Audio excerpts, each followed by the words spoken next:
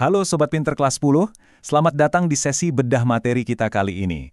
Pernah bingung nggak sih gimana caranya berargumen yang tajam tapi nggak kelihatan kayak orang yang lagi marah-marah?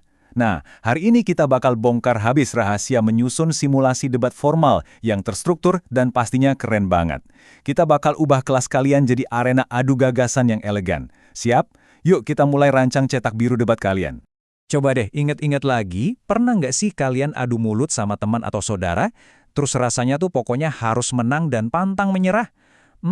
Kita sering banget loh menyamakan debat sama kejadian emosional kayak gitu.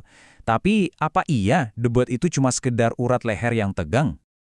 Oke, mari kita langsung masuk ke pembahasannya. Di sesi ini kita bakal lihat kenapa debat itu beda dari sekedar adu mulut, lalu kita bahas mosi 3 tim utama, peran moderator dan notulis, dan tentunya cara berargumen sopan pakai bukti.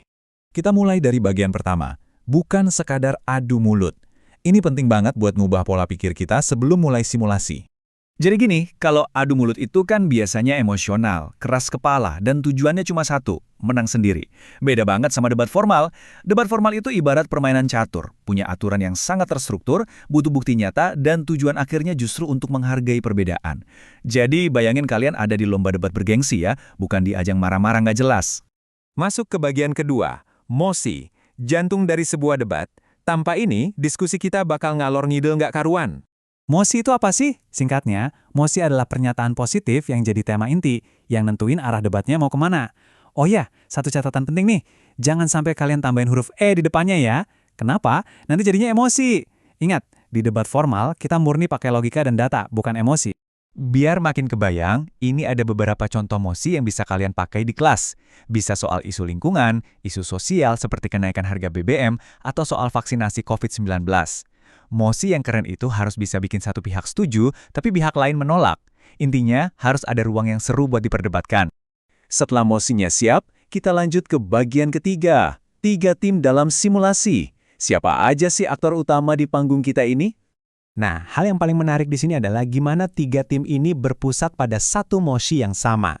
Pertama, ada tim afirmasi atau pro yang tugasnya mendukung mosi. Kedua, tim oposisi atau kontra yang dengan tegas menolak mosinya. Dan yang ketiga, ada tim netral. Mereka ini posisinya di tengah-tengah, nggak memihak dan mencari jalan aman atau jalan tengah dari perdebatan. Coba kita terapkan pakai contoh mosi vaksinasi COVID-19 tadi ya. Kalau kalian di tim afirmasi, kalian harus bawa fakta dan data betapa pentingnya vaksin ini. Tapi, kalau kalian di tim oposisi, kalian bakal nyerang balik pakai fakta soal keluhan efek samping atau mungkin kendala distribusi. Terus, tim netral bakal berdiri di tengah. Mungkin bilang kalau vaksin itu memang penting, tapi pelaksanaannya yang perlu dikaji ulang. Semuanya berargumen, tapi dari sudut pandang yang beda-beda. Debat seseru itu pastinya bakal kacau kalau nggak ada yang ngatur kan? Makanya, di bagian keempat ini, kita bahas peran moderator dan notulis. Moderator itu ibarat kapten kapal loh. Tugasnya berurutan dan jelas. Membuka acara dengan elegan, mengenalkan semua peserta yang bertanding, mempersilahkan audiens kalau ada sesi tanya-jawab, dan yang paling penting, menyimpulkan jalannya debat di akhir acara. Moderatorlah yang pegang kendali penuh biar debat nggak keluar jalur. Terus, ini ada poin krusial yang sering banget bikin orang kebalik-balik. Dengerin baik-baik ya. Notulis itu adalah orangnya.